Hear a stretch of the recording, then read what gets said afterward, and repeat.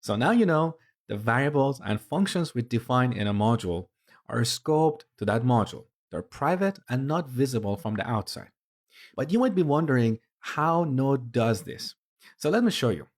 On the very first line of the logger.js module, I'm going to create a syntactical error.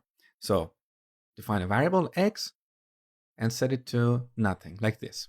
So make sure to write this code on the very first line. In other words, if you have a line break here and do this on the second line, you're not going to see what I'm going to show you now. So put this back on the first line.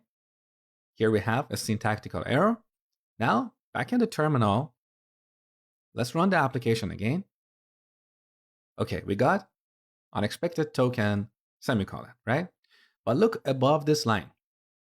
You see this function declaration.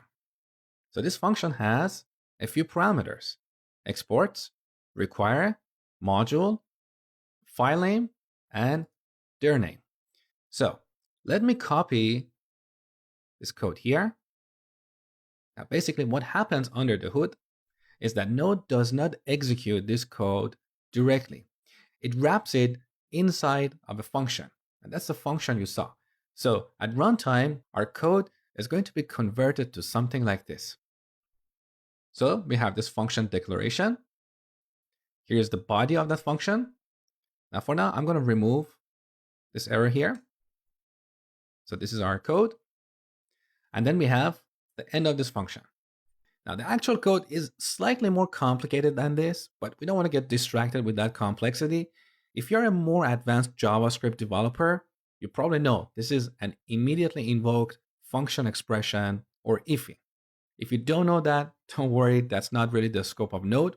What I want you to take away here is that Node does not execute our code directly. It always wraps the code inside each module in something like this, inside of a function. Now look at these arguments to this function.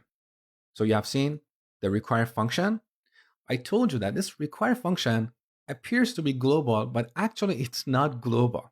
In fact, it's local to each module. So in every module, require is one of the arguments that is passed to this function.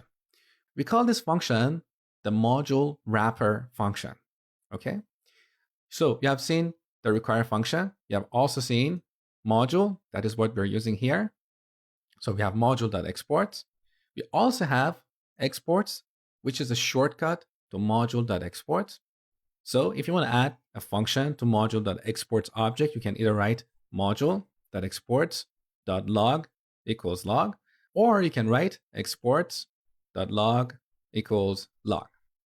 But you cannot reset this exports like what we did earlier. In other words, you cannot write exports equals log, because this exports is a reference to module.exports. You cannot change that reference, okay? So these are the first three arguments.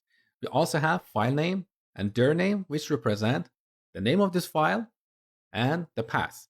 So let's have a quick look at these arguments. On the top, I'm going to do a console.log of underline file name and also underline dir name. Now, we're not going to have this function, this module wrapper function. This was purely for demonstration. So I'm going to revert the code back to what we had before. Okay. So now we don't have any errors in this module. Let's go back to the terminal and run this program. So node app.js. So here on the first line, we have file name, which is the complete path to that file, that is logger.js.